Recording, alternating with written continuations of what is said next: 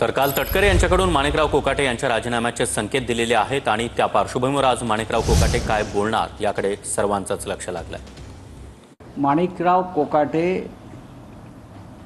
यांना कृषी मंत्री पदावर राहण्याचा नैतिक अधिकार नाही।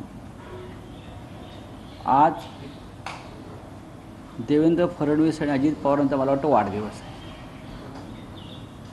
आणि त्यांच्या वाढदिवसानिमित्त मुख्यमंत्र्यांनी महाराष्ट्राच्या शेतकऱ्यांना एक भेट दिली पाहिजे, ती म्हणजे अशा कृषी मंत्र्यांचा राजीनामा घेणं। कोणत्याही परिस्थितीत कृषी मंत्र्यांचा राजीनामा द्यावाही लागेल आणि घ्यावाही लागेल। असंवेदनशील, अकार्यक्षम असा कृषी मंत्री सातत्यानं महाराष्ट्राला लाभतो।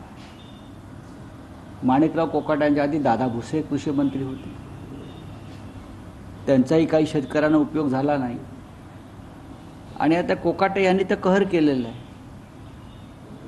ओसाडगावची पाटीलकी आहे